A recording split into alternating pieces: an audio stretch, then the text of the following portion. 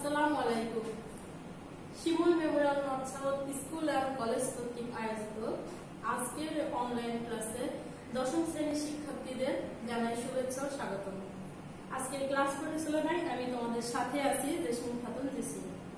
বাংলাদেশের ইতিহাস ও বিশ্ব সভ্যতা। আশা করি তোমরা ভালো আছো, সুস্থ আছো এবং নিরাপদে আছো। বাসায় বসে থেকে অবশ্যই তোমরা ভালোভাবে প্রিপারেশন নিচ্ছ, ভবিষ্যতে পরীক্ষার জন্য অবশ্যই ভালো কিছু করবে। আজকে যে পার্টটা নিয়ে আমি আলোচনা করব, এটা এর আগেও হয়ে গেছে রিভিশন ক্লাস, তোমরা জানো। অবশ্যই বাসায় তোমরা বইগুলো ভালো মতো চর্চা করবে এবং গুরুত্বপূর্ণ তথ্যগুলো কালেক্ট করবে, সেই অনুযায়ী পড়াশোনা করবে। আজকের অধ্যায়টা কি ছিল? সপ্তম অধ্যায়। এবং এই সপ্তম অধ্যায়ের নামটা আমরা জেনে নিই। কি লেখা আছে? মধ্যযুগের সামাজিক, অর্থনৈতিক ও সাংস্কৃতিক ইতিহাস। মধ্যযুগটা আসলে শুরু হয়েছিল কিভাবে? যখন থেকে মুসলমান শাসন শুরু হলো, মুসলমানদের শাসন সংস্কৃতি, সমাজ এবং সাহিত্যের অগ্রগতি সাধিত হলো, তখন থেকে এই যুগটা শুরু হয়। আর সেই যুগে মুসলমান শাসকদের সাফল্য, কৃতিত্ব, তাদের স্থাপত্য এবং ব্যবসা বাণিজ্য, অর্থনৈতিক উন্নতি সবকিছুই এই অধ্যায়ের মধ্যে তোমরা জানতে পেরেছো। শিক্ষণফল। আজকের পাঠ শেষে মধ্যযুগের বাংলার অর্থনৈতিক, সামাজিক ও সাংস্কৃতিক পরিবর্তন ব্যাখ্যা করতে পারবে। মধ্যযুগে বাংলার ব্যবসা বাণিজ্যের প্রসার এবং স্থাপত্য ও চিত্রকলার বিকাশে সুলতান ও মুঘল শাসকগণের অবদান মূল্যায়ন করতে পারবে। মধ্যযুগে সুলতান ও মুঘল শাসনামলে বাংলার ধর্মীয় অবস্থান গণনা করতে পারবে। আলোচ্য বিষয়: সামাজিক ও সাংস্কৃতিক জীবন। মুসলমান সমাজ, হিন্দু সমাজ, অর্থনৈতিক অবস্থা ও বাণিজ্য, স্থাপত্য ও চিত্রকলা। শুরুতে দুইটা ছবি দেখতে পাচ্ছ তোমরা। এই ছবিটাতে কি কিছু বোঝা যাচ্ছে কি? তোমরা কি কিছু বুঝতে পারছো? এখানে মুসলমান সমাজের সাংস্কৃতিক এবং সাংস্কৃতিক দিক দিয়ে যে উন্নত ছিল এবং মুসলমান সমাজের আমোদ-প্রমোদ এবং ধর্মীয় অবস্থা এখানে এই ছবির মাধ্যমে তুলে ধরা হয়েছে। সামাজিক ও সাংস্কৃতিক জীবন। মুসলমান সমাজের সমাজ ব্যবস্থাটা কি ছিল? প্রথমে মুসলমান সুলতানরা শাসন করতেন এবং মুসলমান সুলতানরা ছিলেন অত্যন্ত বনেদি, অর্থাৎ তাদের শাসন ব্যবস্থা এবং তাদের জীবনযাপন ছিল অত্যন্ত জাঁকজমকপূর্ণ। মুসলমান সুলতানগণ বাস করতেন অনেক জাঁকজমকপূর্ণ জমকালো প্রাসাদে। তাদের খাওয়া পড়া, খাদ্যাভ্যাস এবং বসবাসের অবস্থানটা ছিল অনেক উন্নত। মধ্যযুগে যে অর্থনৈতিক অবস্থার উন্নতি হয় এবং এই থেকে আমরা এটা বুঝতে পারবো যে মধ্যযুগে বাংলার সমাজ ব্যবস্থায় মুসলমান শাসকরা শাসন ব্যবস্থায় অধিষ্ঠিত থাকলেও হিন্দু মুসলমান এই দুইটা ধর্মেরই প্রভাব বিদ্যমান ছিল এবং দুইটা ধর্মকে কেন্দ্র করে মধ্যযুগের বাংলার অর্থনীতি এবং সংস্কৃতি সমানভাবে গঠিত হয়েছে। অর্থনৈতিক উন্নয়নের ক্ষেত্রে শুধু মুসলমান শাসকগণ ক্ষমতায় থাকলেও শুধু যে মুসলমানদেরই কৃতিত্ব ছিল তা না। সে সময় অনেক হিন্দু শাসকগণ মুসলমানদের পাশাপাশি তাদের সাহিত্য চর্চা এবং বিভিন্ন উন্নয়ন অগ্রগতির সাথে তারাও জড়িত ছিলেন এবং তাদের একাগ্র প্রচেষ্টায় মধ্যযুগে সামাজিক এবং সাংস্কৃতিক অবস্থার উন্নতি সাধিত হয় এবং এ সময়ে যে মুসলমান সমাজের যে প্রভাব প্রতিপত্তি তা এই দুটো ছবির মাধ্যমে তোমরা বুঝতে পারবে যে মুসলমান শাসকগণ ঠিক কেমন অবস্থান ছিলেন, অর্থাৎ তাদের শাসন কালটা কেমন জাঁকজমকপূর্ণ ছিল এবং অনেক বিলাসবহুল জীবনযাপন করতেন তারা, যা এই দুটা ছবির মাধ্যমে তুলে ধরা হয়েছে। এবং মুসলমান সমাজের যে অর্থনীতি বা সমাজ ব্যবস্থা তিনটা ধারা বা তিনটা শ্রেণীতে বিভক্ত ছিল। এই শ্রেণীগুলোর যে অস্তিত্ব ছিল সেটা হলো সমাজটাকে আসলে ভাগ করা হয়েছিল কিভাবে? যে উচ্চ শ্রেণী, মধ্য শ্রেণী, নিম্ন শ্রেণী। এবং এই উচ্চ শ্রেণীর মধ্যে কারা ছিল? সৈয়দ উলামা শ্রেণী, এরা ছিল সমাজের প্রভাবশালী ব্যক্তি এবং সৈয়দ শ্রেণী সে সময় সমাজের অনেক সম্মানী ব্যক্তি এবং এই বংশটাকে অনেক সম্মানী বংশ হিসেবে গণ্য করা হতো। তাদেরকে শাসন ব্যবস্থার সকল কাজে অগ্রাধিকার দেওয়া হতো এবং তারাই শাসন ব্যবস্থার কেন্দ্রে আসতে পারতেন। এছাড়াও যে মুসলমান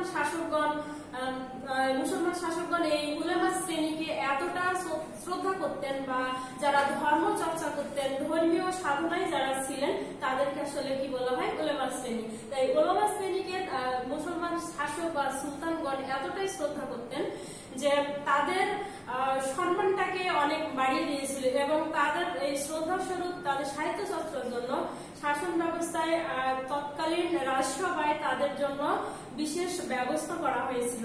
মধ্যযুগের মুসলমান সমাজের অগ্রগতির ক্ষেত্রে এই ধর্মপরায়ণ ব্যক্তিদের ভূমিকাটা ছিল অনেক গুরুত্বপূর্ণ।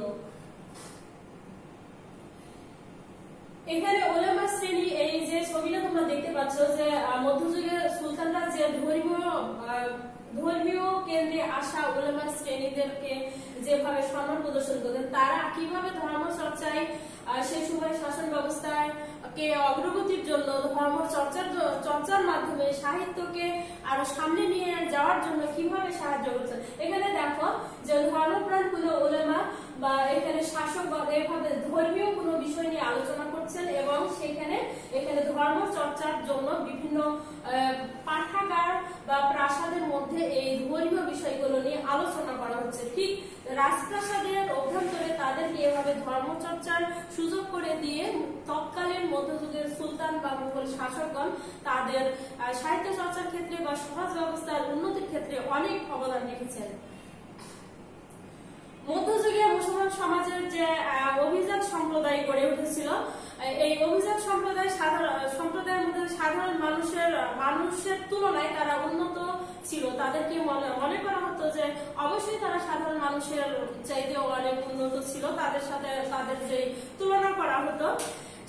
এছাড়াও সে সময়ে বিচার ব্যবস্থা বা শাসন ব্যবস্থার প্রচলন ছিল এবং বিচার ব্যবস্থাকে দুই ভাগে, শাসন ক্ষমতার সাথে যারা জড়িত ছিলেন তাদের এই শাসন ক্ষমতাকে দুই ভাগে ভাগ করা ছিল। একটা ছিল সামরিক ক্ষমতা আর আরেকটা ছিল শাসকদের হাতের ক্ষমতা। এই সামরিক ও বিচার বিভাগের কর্মচারীদের নিয়ে সরকারি অভিজাত শ্রেণী গড়ে উঠেছিল। সেই সময় সামরিক বাহিনী দ্বারা শাসন ব্যবস্থার বা শাসকদেরকে নিরাপত্তা দেওয়ার জন্য সামরিক বাহিনী এবং বিচার বিভাগের ক্ষমতাটাকে তারা প্রাধান্য দিতেন।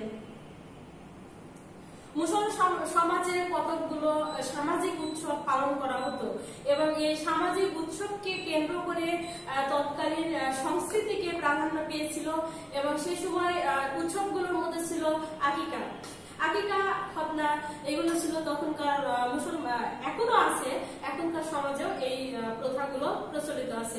সেই সময় থেকেই এখন বর্তমান পর্যন্ত চলছে। মুসলমান সমাজে আসলে আকিকা কি? নবজাতক শিশুর নামকরণের অনুষ্ঠানকে কেন্দ্র করেই যে সংস্কৃতিটা গড়ে উঠেছে সেটাই হচ্ছে আকিকা।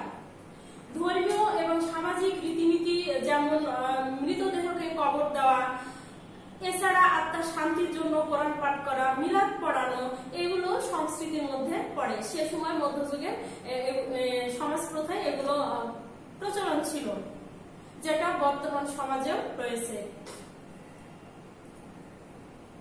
এখানে দুটো ছবি দেখা যাচ্ছে। দেখো ছবিতে কি দেখতে পাচ্ছ? তোমরা কি কিছু বুঝতে পারছো? প্রথমে যে ছবিটা, এই যে দেখো দ্বিতীয় ছবিটাতে কিছু খাবার দাবারের বোঝা যাচ্ছে। এখানে খাবার দাবার গুলো দেখে এই পাশে এখানে যে পোশাকধারী ব্যক্তিদেরকে দেখা যাচ্ছে, এগুলো মধ্যযুগের অভিজাত শ্রেণীর কোন শাসক বর্গ এরকম বা তাদের যে প্রাসাদে কিভাবে গরিব দুঃখী মানুষদের মধ্যে খাদ্য বিতরণ করা, সেই ছবিটা দেখা যাচ্ছে। এবং পাশে যে বিলাসবহুল খাবারের চাট, এটা দেখে অবশ্যই আমরা বুঝতে পারবো যে সে সময় মুসলমানরা বা মধ্যযুগের মুসলমানরা কি ছিল? ভোজন বিলাসী ছিল, যেটা বাঙালির চিরাচরিত স্বভাব। বাঙালি আসলে কি যে ভোজন প্রিয়, এবং সে মধ্যযুগেও ঠিক তার ব্যতিক্রম ছিল না। তাদের খাদ্যের তালিকার মধ্যে কি কি ছিল? মুখরোচক কিছু খাবার, যেমন আচার বা বিভিন্ন পিঠা পায়েস, বিভিন্ন ধরনের ফলাদি দিয়ে তৈরি নানান ধরনের সিজনাল বিভিন্ন ধরনের যে খাবার এবং ফলমূল এবং সেখান থেকে যে জুস তৈরি করা, জ্যাম তৈরি করা, ঠিক সেই সময় যেটা এখনকার সমাজে প্রচলিত আছে ঠিক মধ্যযুগের এই প্রথাটা প্রচলিত ছিল। এছাড়াও সেই সময় খাদ্য হিসেবে ভাত, মাছ, মাংস, সবজি, এটা তো নিত্যদিনের খাবার আজও যেমন বাঙালি সমাজে প্রচলিত রয়েছে ঠিক সেই সময়ও ছিল। এছাড়া তখনকার যুগে খিচুড়ি ছিল একটি জনপ্রিয় খাদ্য এবং অভিজাত মুসলমানরা যে পোশাক পরিধান করত, আজকেরও আধুনিক সমাজে মুসলমানদের আসলে প্রধান যে পোশাক আসলে কি, যে পায়জামা, গোল গলাবন্ধ জামা। এখনো মুসলমানরা কিন্তু ধর্মপ্রাণ মুসলমানরা এ ধরনের পোশাকও পরিধান করে। ঠিক মধ্যযুগের মুসলমানদেরও অভিজাত মুসলমানরা পায়জামা পরতো এবং গোল গলাবন্ধ জামা পরতো। তাদের মাথায় পাগড়ি থাকতো, পায়ে রেশম ও সোনার সুতার কাজ করা চামড়ার জুতা পরতো। তারা এতটাই অভিজাত ছিল এবং অর্থনৈতিক অগ্রগতির সাথে সাথে তাদের জীবনযাপন এতটা উন্নতি হয়েছিল যে তারা এত বিলাসবহুল পোশাক পরিচ্ছদ তাদের সংস্কৃতির সাথে মিশেছিল।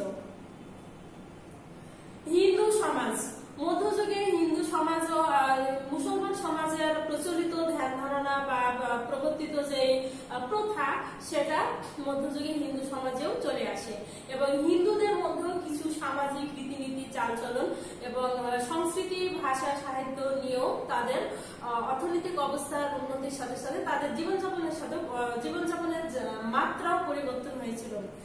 হিন্দু সমাজে এখানে যে দুইটা ছবি দেখা যাচ্ছে, যে হিন্দু সমাজের সামাজিক ধর্মীয়, এটা সামাজিক প্রথা এবং এটা ধর্মীয় কিছু কালচারের ছবি, যেটা তোমরা দেখেই বুঝতে পারছো। হিন্দু সমাজের যে সব থেকে বড় যে প্রথা, সেটা হলো কি জাতিভেদ প্রথা। হিন্দু সমাজ এখনো জাতিভেদ প্রথায় নিমন্ত্রিত, ঠিক মধ্যযুগেও ছিল। 4টি বর্ণ প্রথায় সমাজ ব্যবস্থাকে ভাগ করা হতো এবং এই বর্ণ প্রথাগুলো কি ছিল? ব্রাহ্মণ, ক্ষত্রিয়, বৈশ্য ও শূদ্র। এই 4টি বর্ণ প্রথা হিন্দু সমাজে কঠোরভাবে পালন করা হতো। সেই সময় ব্রাহ্মণ ছিল সমাজের সর্বোচ্চ সম্মানী বংশ। ব্রাহ্মণরা ছিল ধর্মচর্চায় এবং অধ্যাপনায়। এছাড়া ক্ষত্রিয়দের পেশা ছিল যুদ্ধ পরিচালনা করা, বৈশ্যরা ব্যবসা বাণিজ্য করত, শূদ্ররা কি করত? মৎস্য চাষ, পশুপালন, কৃষি কাজ করত। এই যে সমাজ ব্যবস্থাকে 4টি শ্রেণীতে ভাগ করা হতো এবং তাদের পেশাও নির্ধারণ করা ছিল তাদের বংশমর্যাদা ক্রমে।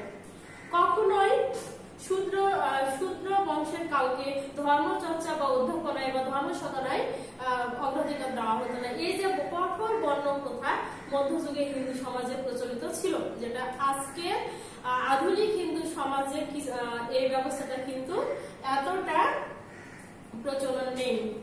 জন্ম, মৃত্যু, বিয়ে উপলক্ষে হিন্দুরা বিভিন্ন সামাজিক অনুষ্ঠান পালন করত, যেটা বর্তমান আধুনিক হিন্দু সমাজেও প্রচলন আছে।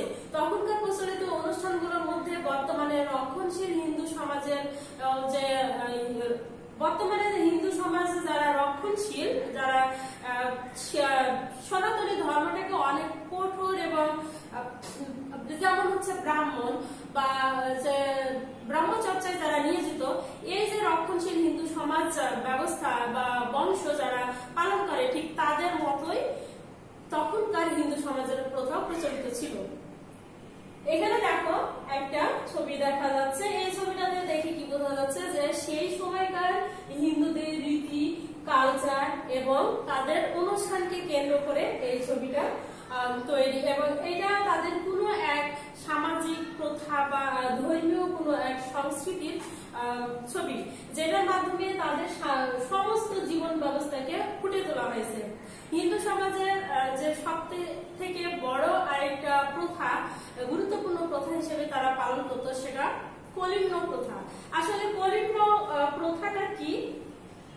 কুল অর্থ বংশ, কুল অর্থ বংশ, এবং এই বংশকে রক্ষা করার জন্য তারা যে প্রথা বা যে নিয়ম বা সমাজ ব্যবস্থা প্রচলিত রেখেছিল, সেটাকে বলা হয় কলিঙ্গ প্রথা। এই কলিঙ্গ প্রথার ফলে সমাজে বহু বিবাহ প্রথা প্রচলিত ছিল, এবং এই বহু বিবাহ প্রথাটা কেন প্রচলিত হয়? যে বংশকে রক্ষা করার জন্য তারা একাধিক বিয়ে করত, এবং যেমন এরকম ছিল যে সে সময় তো সম্পত্তির উত্তরাধিকার ছিল না, যার ফলে হিন্দু নারীরা সম্পত্তির উত্তরাধিকার থেকে বঞ্চিত ছিল। এবং তারা দেখা যাচ্ছে যে তাদের নিজস্ব যে বংশ, এই বংশের নিয়ম এবং বংশের যে সংস্কৃতি সেটাকে রক্ষা করার জন্য তারা একাধিক বিয়ে করত, করে বংশীয় মর্যাদাকে তারা তুলে ধরার জন্য এই প্রথাটাকে প্রচলন রেখেছিল। এছাড়া এই সময়টাতে হিন্দু সমাজে কি ছিল, ইন্দ্রজাল, জাদুবিদ্যা এবং ধর্মীয় আরো অনেক আচার আচরণ, তাবিজ কবজ করা যেমন মুসলমান সমাজেও প্রচলিত ছিল, ঠিক হিন্দু সমাজেও ছিল। এবং এখানে যে ইন্দ্রজাল বা ধূম্রজাল যেটা বলা হয়, যে করা, তারা মুসলমান সমাজে কি ছিল, ঝাড়ফুঁক, এদের ঠিক এরকম হিন্দু সমাজে কি ছিল, এক কথায় আমরা কি বলতে পারি, যেটাকে হচ্ছে জাদুকর যে জাদুবিদ্যা দিয়ে বিভিন্ন সমস্যা সমাধানের চেষ্টা করে, ঠিক সে ধরনের নিয়মকে তারা ইন্দ্রজাল বলা হয়। এবং এটাতে তারা প্রচন্ড বিশ্বাসী ছিল। এই বিশ্বাসকে কেন্দ্র করে তারা নবজাতক শিশুর নামকরণ এবং অষ্টমী, দশমী, নবমী, তারপর অন্নপ্রাশন, এই গঙ্গা স্নান, এই বিষয়গুলোকে তারা কঠোরভাবে মেনে চলত। চলে আসছে মধ্যযুগের অর্থনৈতিক অবস্থা ও ব্যবসা বাণিজ্য। মধ্যযুগের অর্থনৈতিক অবস্থাটা আসলে শুরুতে আমি বলেছি যে অর্থনীতির সমৃদ্ধিশালী ছিল এবং সে সময় অর্থনীতিকে কেন্দ্র করে মধ্যযুগের অর্থনীতিটা এতই সমৃদ্ধ ছিল যা সামাজিক জীবন যাপনকে ঘিরেই তাদের যে বিলাসিতা এবং তাদের যে জীবনযাপনের উন্নত যাত্রা বহন করেছিল সেটাকে প্রমাণ করে। এবং সে সময় অর্থনৈতিক সমৃদ্ধির মূল উৎস ছিল কৃষি, যেটা আজকে বাংলাদেশেও আমাদের অর্থনৈতিক সমৃদ্ধির মূল উৎস কৃষি। এই কৃষি প্রধান দেশ বলে বাংলার যে অধিবাসীদের বেশিরভাগই মানুষই কৃষক। এখনো বাংলার বর্তমান আধুনিক যুগেও বাংলার ৮০% মানুষই কৃষির সাথে ওতপ্রোতভাবে জড়িত। মুসলমান শাসনকালে যে বস্ত্র শিল্প এবং এই কৃষিকে কেন্দ্র করে বিভিন্ন শিল্প গড়ে ওঠে এবং এই শিল্পগুলোর বেশ অগ্রগতি সাধিত হয়। সেক্ষেত্রে বস্ত্র শিল্প উল্লেখযোগ্য। বস্ত্রের গুণ ও মানের বিচারে বিদেশে খুব চাহিদা ছিল। আজকের এই আধুনিক সমাজে আমাদের সবথেকে অর্থনৈতিক বৈদেশিক মুদ্রা অর্জনের প্রধান যে বৈদেশিক রপ্তানি কেন্দ্র যে বাণিজ্য, সেটাকে গড়ে ওঠে আসলে কিন্তু পোশাক শিল্পকে কেন্দ্র করে। ঠিক মধ্যযুগে এই বস্ত্র শিল্পের, মধ্যযুগের যে বস্ত্র, এই ইউরোপে এই বস্ত্রের চাহিদা ছিল প্রচুর এবং এখানে এত উন্নত মানের বস্ত্র তৈরি হতো যেটা ঢাকার মসলিন নামক বিখ্যাত জামদানি শিল্পের কথা না বললেই নয়। এছাড়া রেশম শিল্প উল্লেখযোগ্য ছিল এবং এই বস্ত্র শিল্পের প্রধান প্রাণকেন্দ্র ছিল ঢাকা। এই ঢাকাতে যে এত উন্নত মানের বস্ত্র তৈরি হতো এবং সেই সময় যে মসলিন কাপড় তৈরি হতো, এই মসলিনের কথা যে বিশ্বজোড়া খ্যাত এবং এটা এত উন্নত মানের ছিল, এত সূক্ষ্ম মিহি একটা বস্ত্র ছিল যেটাকে 20 গজ কাপড় একটা নস্যির কোটার মধ্যে পুড়ে রেখা যেত এবং এইটার যে খ্যাতি সেটা বিশ্বজোড়া। মধ্যযুগের এই বস্ত্রের উন্নতিটাকে, মধ্যযুগটাকে এবং এই তৎকালীন মধ্যযুগ থেকে আজকের এই বাংলাদেশের প্রেক্ষাপটে পোশাক শিল্পের উন্নতির পেছনে ঠিক সে সময়ের বস্ত্রের পরিচয় বহন করে। অর্থনীতি, যেহেতু বাণিজ্যকে মধ্যযুগে কৃষির পাশাপাশি অর্থনৈতিক অবস্থার উন্নয়নের সাথে সাথে শিল্পের উন্নতি হয়েছিল, যার কারণে সে সময় বাণিজ্য প্রথা প্রচলিত ছিল। বাণিজ্য প্রসার সমৃদ্ধি লাভ করেছিল ইউরোপের সাথে সে সময় বাণিজ্যের যে ব্যাপক লেনদেন এবং এই লেনদেনটার মাধ্যমে সে সময় অর্থনীতি এবং যে ব্যাংকিং প্রথা, রাস্তাঘাট উন্নত এবং বিভিন্ন জায়গায়, যেহেতু বাংলাদেশ নদী মাতৃক দেশ এবং নদীমাতৃক দেশ হওয়ার কারণে নদীর তীরবর্তী অঞ্চলগুলোতে বিভিন্ন বন্দর গড়ে ওঠে এবং এই বন্দরে নৌপথে বাণিজ্যের সুবিধায় ইউরোপের সাথে এই এশিয়ার বাণিজ্যের প্রচলনটা বৃদ্ধি পায়। মধ্যযুগে বাংলার রকমারি যে ক্ষুদ্র শিল্পের কথাও জানা যায়। এখানে কুটির শিল্প এবং ক্ষুদ্র শিল্পের সমৃদ্ধিশালী ছিল। কৃষি ও শিল্প পণ্যের প্রচুর যে প্রাচুর্য, এই প্রাচুর্যের কারণে আসলে এখানে বাণিজ্যিক তৎপরতা বৃদ্ধি পায়। ব্যবসা বাণিজ্যের বেশিরভাগই ছিল রপ্তানি নির্ভর এবং এ সময় বাংলার বেশ কিছু নদী এবং সমুদ্র বন্দর গড়ে ওঠে। এই সমুদ্র বন্দরকে যেহেতু সিংহভাগই আসলে কেন সমুদ্র বন্দরগুলো গড়ে ওঠে ব্যবসা বাণিজ্যকে কেন্দ্র করে, যেহেতু বাণিজ্যগুলো ছিল রপ্তানি নির্ভর, এবং এই রপ্তানিটা হতো আসলে নৌপথে, যার কারণে সমুদ্র বন্দরের সমৃদ্ধি পায়। স্থাপত্য ও চিত্রকলা। মধ্যযুগে যে মুসলমান শাসকগণ ইসলামের গৌরবকে সুপ্রতিষ্ঠিত করার জন্য নিজেদের শাসনকালকে স্মরণীয় করে রাখতে চেয়েছেন, এবং এই স্মরণীয় করে রাখার জন্য সে সময় বিভিন্ন প্রাসাদ, কবর, দরগা, মসজিদ ইত্যাদি স্থাপত্য তৈরি করেন, এবং এই স্থাপত্য নির্মাণ করা বা মসজিদ নির্মাণ করাকে মুসলমান শাসকগণ অতিশয় পুণ্যের কাজ বলে মনে করতেন, যার কারণে সে সময় বিভিন্ন মধ্যযুগে প্রচুর মসজিদ তৈরি হয়েছে, এবং এই মসজিদ তৈরির পাশাপাশি বিভিন্ন প্রাসাদ এবং স্থাপত্য কলাও ঠিক উন্নতি সাধিত হয়েছে। এখানে দুটো ছবি দেখা যাচ্ছে। এই ছবিটা দেখে তোমরা কি বুঝতে পারছো যে সেই সময় আসলে স্থাপত্য শিল্পের নিদর্শন কতটা উন্নত ছিল সেটা এই ছবির মাধ্যমে। এত সুন্দর কারুকাজ খচিত এবং এত জমকালো প্রাসাদ, এটা আসলে মধ্যযুগেরই সামাজিক যে স্থাপত্য কলার নিদর্শন তা অপূর্ব। স্বাধীন বাংলার মুসলমান সুলতানদের রাজধানী প্রথমে গড়ে উঠে কোথায়? গড়ে, এবং এই গড় থেকে পরবর্তীতে স্থানান্তরিত হয় কোথায়? পান্নয়ে। এই সুলতানগণ যে গড় এবং পরে পান্নয়ে রাজধানী স্থানান্তর করে, এবং সে সময় তারা যে স্থাপত্য শিল্পকলাকে নিয়ে কেন্দ্র করে তাদের সমাজ ব্যবস্থাকে অগ্রগতি সাধিত করছিলেন, ঠিক সে সময় এইরকম সুলতান সিকান্দার শাহ যে স্থাপত্য নির্মাণ করেন। এখানে সুলতান সিকান্দার শাহের যে স্থাপত্য শিল্প, এটা আসলে কি? সিকান্দার শাহের কবর, এবং এটাকে বলা হয় আদিনা মসজিদ। সুলতান সিকান্দার শাহ যে আদিনা মসজিদ নির্মাণ করেছিলেন কত সালে? 1369 সালে। এটা আসলে যে আদিনা মসজিদ, এটা সুলতান যে সিকান্দার শাহের কবর, এটার মধ্যে এই স্থাপত্য কলার মধ্যে তাকে সমাহিত করা আছে। পাশে যে ছবিটা দেখতে পাচ্ছ, এটা সুলতান গিয়াসউদ্দিন আজম শাহের মাজার। সুলতান গিয়াসউদ্দিন আজম শাহ সে সময়ের সুলতান গিয়াসউদ্দিন আজম শাহের শাসন ব্যবস্থাটা এতই উন্নত ছিল, এবং তিনি অত্যন্ত ইসলামের একনিষ্ঠ সাধক ছিলেন, এবং তার শাসন কালটা অত্যন্ত গৌরব উজ্জ্বলিত ছিল মধ্যযুগের মুসলমান সুলতানদের মধ্যে। ঢাকা থেকে 15 মাইল দূরে সোনারগাঁয়ে গিয়াসউদ্দিন আজম শাহের কবর, এবং কোথায় আসলে? ঢাকা থেকে 15 মাইল দূরে। এই কবরের নিকটে ছিল 5টা দরগা এবং 5টা মসজিদ, যেগুলোকে বলা হতো 5 পীরের দরগা। পরবর্তীতে যে ছবিটা তোমরা দেখতে পাচ্ছ, এই ছবিটার নাম হলো 1 লাখি মসজিদ। এই 1 লাখি মসজিদ কে নির্মাণ করেছেন? সুলতান জালালউদ্দিন শাহ। এই জালালউদ্দিনের শাসনকালে উল্লেখযোগ্য যে স্থাপত্য কীর্তিগুলো রয়েছে তার মধ্যে একটা উল্লেখযোগ্য। এটাকে 1 লাখি মসজিদ বলা হয়। কেন 1 লাখি মসজিদ বলা হয়? ঠিক তখনকার সময়ে 1 লক্ষ টাকা ব্যয় করে এটা নির্মাণ করা হয়েছিল বলে এটাকে বলা হয় 1 লাখি মসজিদ। এটা নির্মাণ করা হয় 1418 থেকে 1423 খ্রিস্টাব্দের মধ্যে। এই মসজিদটা এটা আসলে মসজিদ নয়, এটা একটা কবর। এটার মধ্যে সুলতান জালালউদ্দিনের স্ত্রী পুত্রদেরকে সমাহিত করা হয়েছে। আজকের আলোচনা এ পর্যন্তই। এবার আমরা দেখবো যে আমি যেগুলো আলোচনা করলাম সেগুলো তোমরা আসলে গুরুত্বপূর্ণ পয়েন্টগুলো মনে রাখতে পেরেছো কিনা, এবং সেগুলো ঠিকঠাক উত্তর দিতে পারো কিনা। আকিকা কি? আকিকা মুসলমান সমাজে নবজাতক শিশুর নামকরণকে কেন্দ্র করে যে অনুষ্ঠানটা পালন করা হয় সেটাই আকিকা। কারা ভোজন বিলাসী? মুসলমানরা ভোজন বিলাসী। কোথায় মসলিনের প্রচুর চাহিদা ছিল? মসলিনের চাহিদা ছিল ইউরোপে। ব্রাহ্মণ চিকিৎসকদেরকে কি বলা হতো? বৌদ্ধ বলা হতো। বাংলার অর্থনৈতিক সমৃদ্ধির মূল উৎস কি ছিল? বাংলার অর্থনৈতিক সমৃদ্ধির মূল উৎস কৃষি। আগামী দিন রিভিশন টপলেস নেওয়া হবে।